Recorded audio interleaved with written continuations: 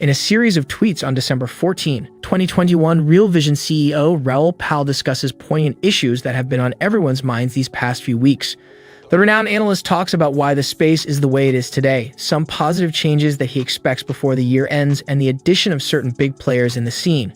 The CEO also gives some important suggestions for people who are in this for the long term. He explains that there would be lows, but everyone needs to keep their eyes on the big picture, which is bound to be truly gigantic. Welcome to Savvy Finance. In this video, we examine Raoul Pal's latest tweets about cryptocurrencies, non-fungible tokens, Web 3.0, and some activities that are underway and bound to bring positive changes, especially in the first quarter of 2022. Raoul Pal talks from the heart to small investors who have a lot riding on the digital space as it is his practice. He tables the facts and what he expects before 2021 ends and during the first quarter of 2021. You might not find what you want to hear, but you will find what you need to hear. If that sounds good, please ensure you watch the video to the end, drop a thumbs up, and subscribe to the channel. Thanks for your continued support.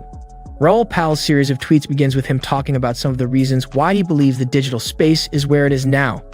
It is no secret that we all had so many expectations for the year's end, especially with the advent of the institutional players. But here we are today. In his tweets, Raoul Pal explains that there are many reasons why cryptocurrencies and non-fungible tokens are performing the way they are right now.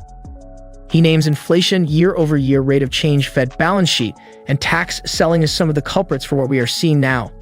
Raoul also explains that many investors are trying to rebalance their investment portfolio to return to their preferred risk level. These activities are being carried out on a large scale. They are bound to have some effects on cryptocurrencies and other digital assets, which are heavily swayed by demand and supply. Raoul Pal's first two tweets read, "Wow, everyone has gotten super bearish on everything in digital assets. I do think crimped excess disposable income due to inflation is partially to blame. The marginal retail buyer is more marginal. Year-over-year rate of change of Fed balance sheet is also a factor. A lot of squaring and rebalancing after a good year of owning risk. Tax selling too. But my view is that the game has not yet changed." Raoul Pal also compares the performance of this point of the halving cycle to the same point in past cycles. We should be seeing better performance at this point of the cycle, but that is not the case. So many investors are being super cautious.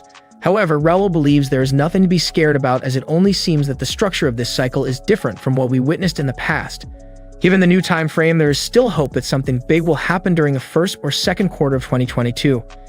And many are scarred by past cycles when this point in the halving cycle produced the top.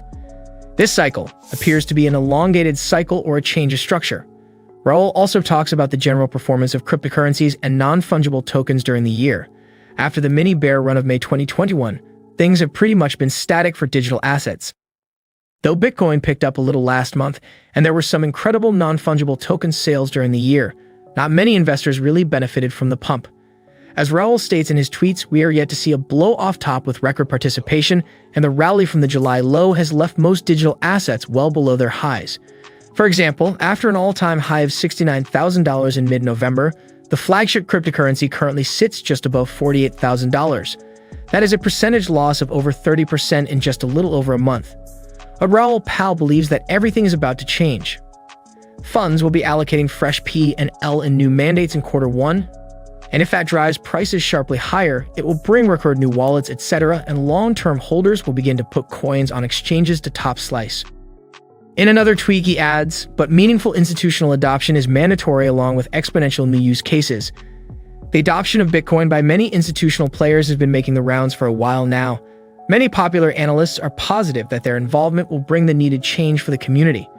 Not only that, but they also believe that these changes will be on a large scale, sending Bitcoin comfortably into the six figures and beyond.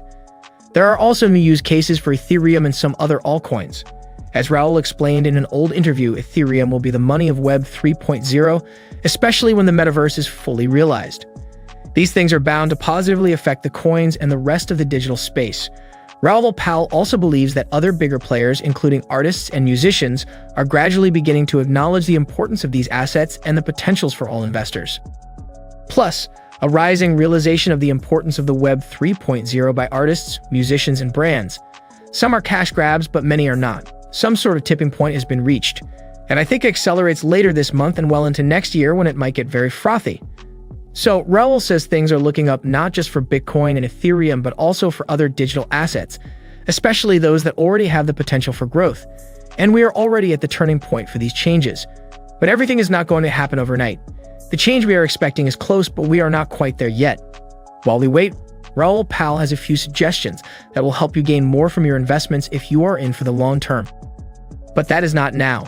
Sit tight, add on dips, and if we see another sharp rise in the entire space, reduce your more speculative holding and rotate to higher quality. Also, do not follow the pump. By the time you get on, it is too late. Be diversified in the small stuff. If you want to use leverage, add small premiums and options that you can write off. Layer 1s of Bitcoin, Ethereum, Terra, Avalanche, and Solana are the better core holdings. Non-fungible tokens are most speculative but are also innovating fast, so have a bit of that too. Most of all, do not get stressed by shorter-term moves if you are playing the long game. If it stresses you, you are too big and it matters too much. We all have a lot riding on this, but you cannot weep if it goes down 50% and chops for a year. The CEO and co-founder of Real Vision also states that there might be short-term surprises from Bitcoin and other cryptocurrencies, much like we have been seeing almost all year long. There is a bigger picture to focus on. He states that there might be obstacles in the way, but the future of digital assets is bright for everyone who invests in them. We do not know the short-term path, but with high odds, we know where it is going. The long game is all about sizing and watching the charts for fun, but not really caring until deeply speculation is rampant. Then take 50% or more off and grab stablecoin yields. In his 13th and final tweet, Raoul Pal predicts that the space is moving from retail investors to institutional players. He states that what we have seen from these new players in 2021 will pale in comparison to what they probably have to offer next year. He ends the tweet by wishing investors luck and reminding us all that he is not a guru.